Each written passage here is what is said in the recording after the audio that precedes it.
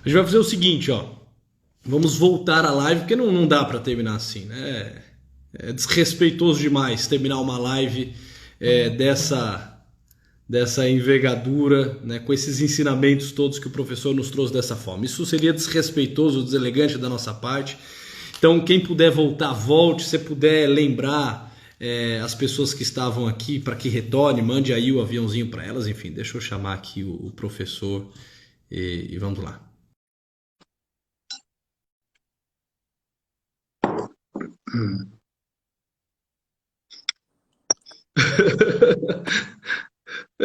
Faltou. Maledetto tempo, é. O tempo urge, né? Faltou combinar com os cursos aqui. A gente não avisou o público que nós iríamos voltar.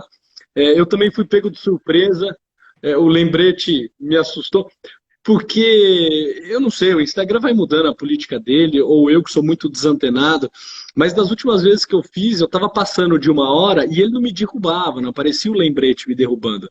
Então, a hora que apareceu o lembrete que iríamos dar uma hora de live que ela iria cair, eu fiquei aqui perturbado e não pensei em avisar a Que todos que pena. voltaríamos. Mas ó, estávamos com 100 pessoas, já tem 45 aí na sala, né? O pessoal tá Então, entrando. metade já.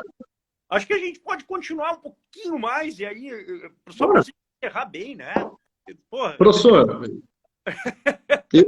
eu estou aqui todo ouvidos, né? Minha atenção toda tua.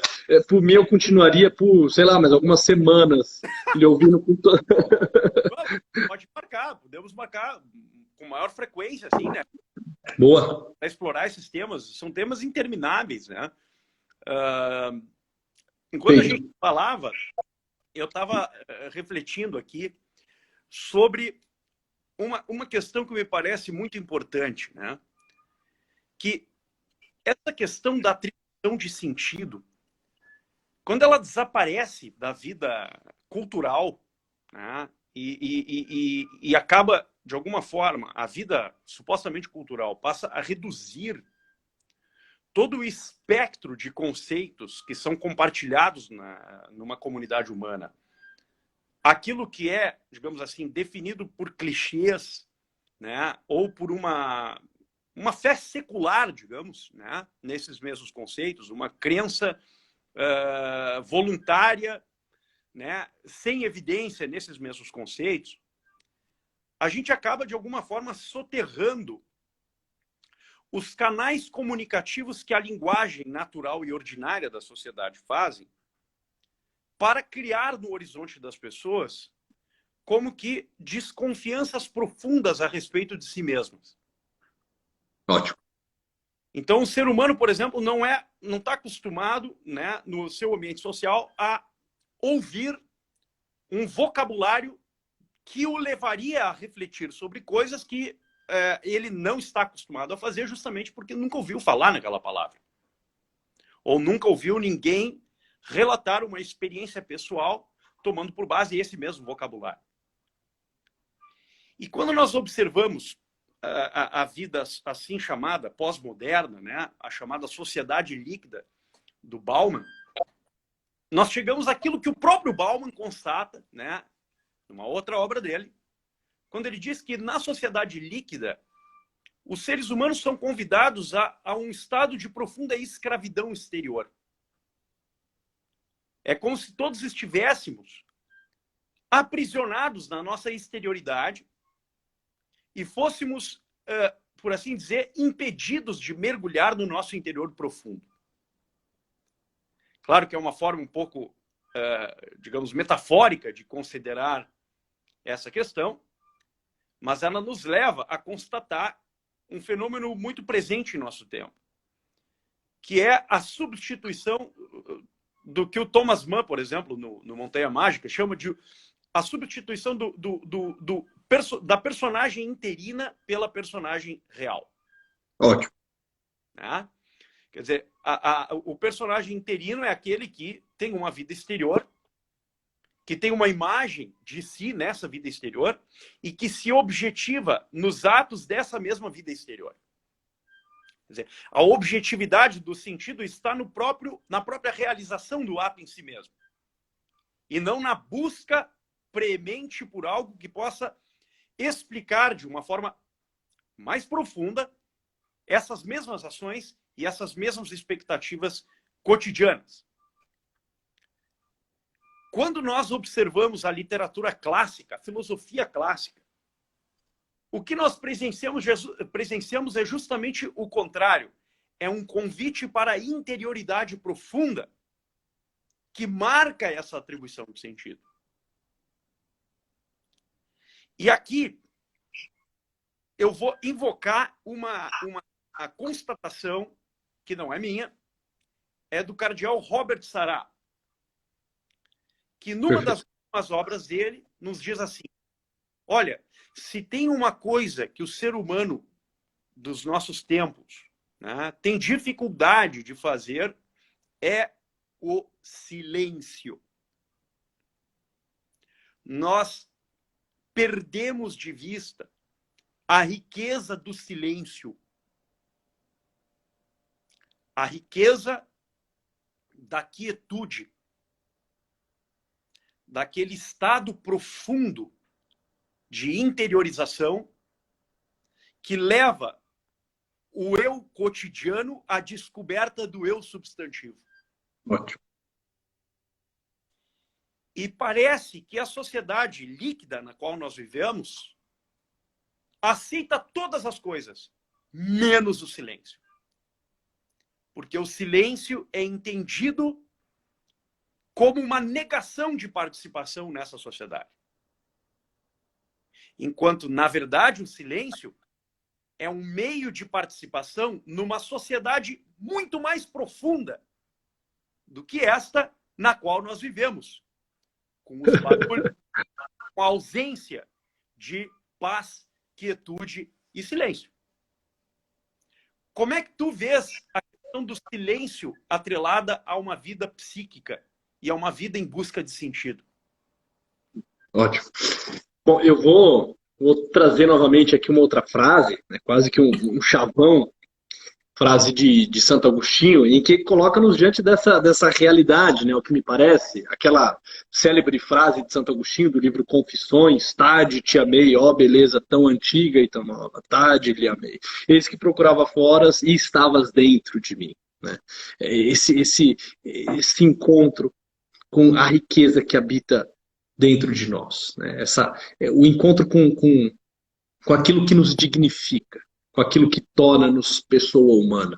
Né? Isso só se dá numa relação de um profundo silêncio, de um ouvir aquilo, né, que de alguma forma, na minha essência brada, no meu ser me comunica. Parece que existem como que marcas escondidas, né, nas minhas constituições, mas principalmente na minha constituição especificamente humana, lá na minha realidade noética, espiritual, na minha capacidade de refletir, de especular, de agir livre e responsavelmente, de sair de mim mesmo para tentar encontrar algo que em mim também faça sentido, quase que numa realidade. O silêncio, ele nos coloca, entre outras coisas, dentro dessa dinâmica psíquica, professor, nos coloca numa vivência de autodistanciamento. Não só uma realidade de autotranscendência, mas de autodistanciamento. O silêncio permite que eu enxergue melhor a mim mesmo, porque eu me vejo bem na medida em que eu consigo afastar-me de mim para ver a totalidade do meu ser. Né? Essa atitude de autodistanciamento faz com que eu, que estou tão colado, tão escrachado em mim mesmo, se afaste, né, um pouco, bote um olhar, pouse um olhar um pouco mais adiante, um pouco mais longe de mim e me veja. E me veja como um todo. Né?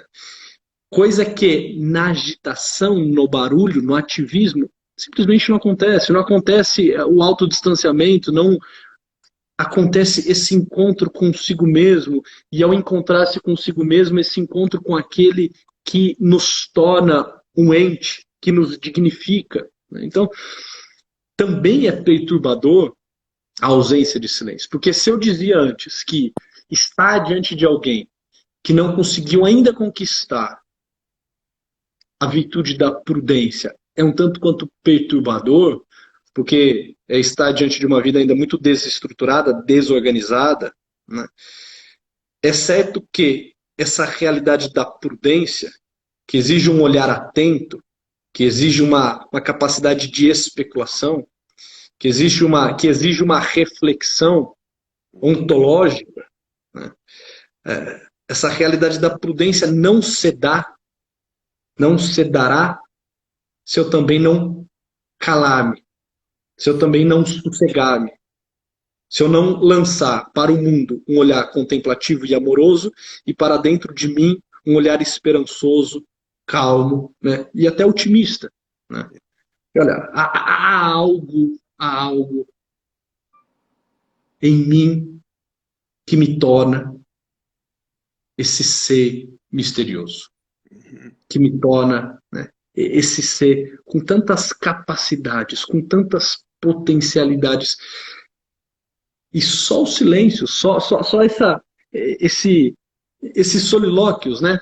Porque nós sabemos também que quando nós estamos num profundo solilóquios, existe alguém que acompanha as nossas conversas mais íntimas, né? No fundo, sabemos que nunca estamos sós. Até nos diálogos que temos conosco mesmo, há um ouvido atento que se inclina à nossa voz e escuta, né, essa fala, esse diálogo que se dá. Então, se tem algo que é extremamente salutar, é o silêncio. E a clínica deveria ser o lugar por excelência desse silêncio. A psicoterapia, ela deveria favorecer esse silêncio. Esse setting deveria ser um setting de alguém que está falando e está se escutando. E no primeiro momento, o terapeuta que lá está, na verdade, é alguém que cria um espaço para que a pessoa se escute. Olha, faça aqui um silêncio. É claro que esse silêncio não é um silêncio que exige a ausência de palavras, mas é um silêncio que bota o teu coração a acalmar, se tirar da agitação, tirar dos barulhos, tirar os ruídos, tirar isso tudo que lhe rouba a capacidade de ouvir-se. Ou seja, comece a falar de você. Comece a apresentar-se a si mesmo a ponto de você conseguir se olhar em perspectiva, a ponto de você conseguir viver essa realidade de autodistanciamento, que é capaz de fazermos, a ponto de você se ver, agora se vendo com uma supervisão. Porque quando eu vejo de fora, eu sempre vejo com um olhar privilegiado. É aquilo, o Bueira não consegue, né, ver a ele mesmo. É preciso que alguém lhe veja. É que aqui nós temos o recurso da tela, que funciona como um espelho, né? Mas se não a tivéssemos, por exemplo, você sequer saberia como está o teu cabelo, como está a luz batendo no teu rosto, como está a tua barba, e eu mal saberia como eu estou. Você precisaria me avisar. Cara, faça essa barba. Eu sei que é pandemia, eu sei, olha, deixa... eu sei que as barbearias estão fechadas, eu sei que fazer a própria barba exige aí um certo talento que talvez você não tenha. Cara, mas já tá demais. Ó, a luminosidade no teu rosto, talvez na outra live mude. Por quê? Porque assim, eu sou tão miserável que eu não sou capaz de ver a mim mesmo. E essa realidade que se dá dentro da nossa psique de nos afastarmos um pouco de nós mesmos, nos tornarmos quase que um tu, quase que um outro, que se vê e que se enxerga, permite-nos contemplar a nós mesmos de forma muito mais clara, de forma muito mais precisa, na totalidade. Eu não fico pegando partes e fazendo da parte o todo. Eu não pego, né, aquela realidade inquieta, aquele problema, aquela neurose que eu tenho e construo a minha narrativa em cima daquilo. Eu não faço daquilo o eixo central da minha vida. Porque a hora que eu olho toda a minha vida, eu falo, porra, isso aqui é quase que insignificante, é ínfimo, é pequeno demais, perto de todo esse mistério, dessa beleza e dessa complexidade que é o ser. Né? Então, o silêncio permite nos entrar em contato conosco mesmo. Né? Só deixar aqui um abraço, Guilherme Freire entrou. Guilherme, eu disse de você Gui, agora há pouco. Alegria de ter pessoas como saudade, você aqui no Instagram. Gui, Você, saudade tua. Um você beijão. conhece todos os caras também, Bueira? Todos os caras aí que... Né? Eu e o Gui, a gente conviveu 2 anos quase ininterruptos, praticamente todos os dias. E o pai do Gui é muito amigo meu, foi meu colega quando eu dei aula em São Paulo. E o Gui é um queridíssimo amigo, né, de muitos anos. Saudade tua. Já vou reiterar publicamente o convite que eu já te fiz em privado. Venha me visitar. Curitiba não é tão longe de Porto Alegre. É só descer mais uns 700 e poucos quilômetros. E vem, por favor. E tu também, por favor, né, Luiz? Pronto, agora que você me Venha chamou, me eu vou. visitar. Eu estava esperando o convite, mas agora Venha me visitar, por favor. que ele foi feito. E também queria deixar um abraço para o padre Wesley, que estava aqui presente, né? Querido padre Wesley. E, bem, o que eu poderia dizer, assim, em síntese, né, Luiz, do que nós falamos, né? Que parece que nessa sociedade, digamos, do consumo, sociedade líquida, etc., há muitas definições, né, que poderiam ser utilizadas e empregadas na ciência política, na ciência social atual. Existe uma espécie de perspectiva sobre o ser humano, que é sempre a perspectiva, uma narrativa em primeira pessoa, né? O ser humano narra a si mesmo através dos seus atos e das suas abstenções. Mas, a partir do silêncio que nos convida a olhar para dentro de nós mesmos, existe uma narrativa compartilhada. E essa narrativa compartilhada, ela uma das provas dela é que, nesse caso, nós usamos mais o ouvido espiritual do que a indústria da razão. Nós mais escutamos com os ouvidos da alma, claro que é uma metáfora, do que propriamente concebemos e criamos conceitos e definições para explicar o que quer que seja. Nós somos como que polos ativos nessa narrativa compartilhada.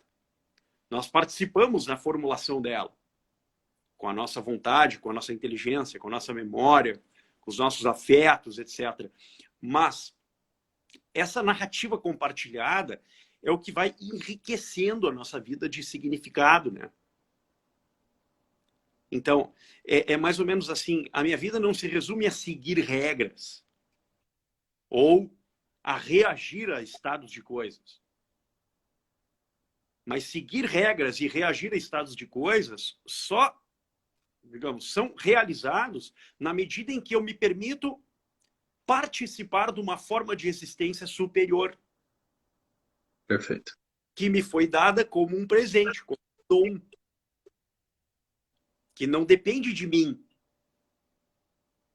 Eu não sou capaz de construir sozinho a minha forma de vida. Se nós olharmos para a nossa experiência pretérita, nós vamos perceber certamente que boa parte das nossas ações e das nossas conquistas não dependeram só de nós. Dependeram da piedade e da misericórdia dos outros e daquele que participa nessa narrativa compartilhada, que forma o nosso modelo de existência. Perfeito.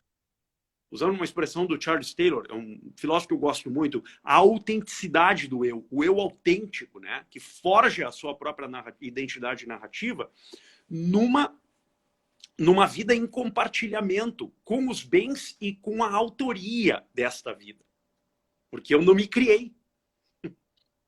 Eu não sou capaz de me criar. Né? Então, o mito prometeico, digamos assim, supõe sempre uma alternativa que explique essa narrativa mítica no seu background, no seu pano de fundo, que é um pano de fundo inarticulado pela nossa razão, mas é profundamente articulado de sentido por essa outra voz que fala e cala fundo no nosso interior. E que nós não somos capazes de dizer exatamente quem é do ponto de vista da mera razão. Mas somos capazes de assentir voluntariamente na sua identidade existencial. O tema é longo, Ó, Existe muito plano. a gente disse que iria só se despedir, encerrar, e lá se foram mais meia hora, mais 30 minutos. É, tá.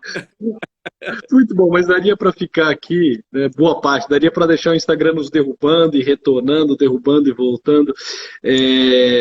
Mas enfim, Poeira, eu quero dizer que é uma alegria estar aqui contigo. Obrigado, obrigado Eu que por essa agradeço. aula. Uma honra. Obrigado por enriquecer tanto a nossa noite. Eu acho que podemos pensar assim em continuidade, podemos trabalhar esses temas, tanto da realidade da epistemologia, da psicologia, quanto também das virtudes, né? Pegar um pouco sobre as virtudes e tentar desenrolar isso tudo, porque eu acho que é um tema que precisa voltar e voltar com muita força. As pessoas elas têm sede disso, elas precisam entender por onde começar. E as virtudes, assim, é uma arquitetura impecável, né? Além de ser um discurso poético, aponta para uma realidade muito prática, né? Nos dá passos, nos dá diretriz.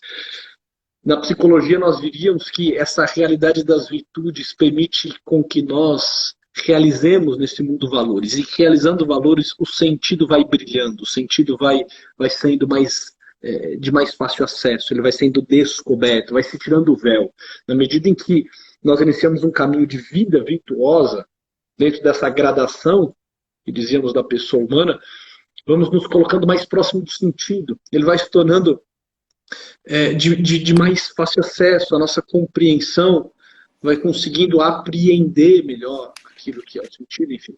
Então, acho que nós poderíamos pensar aí em outros temas, em outras lives. Quero agradecer muitas pessoas que ficaram até agora, 11 horas da noite praticamente conosco, aquelas que voltaram logo depois do susto, da queda da live que nós tivemos.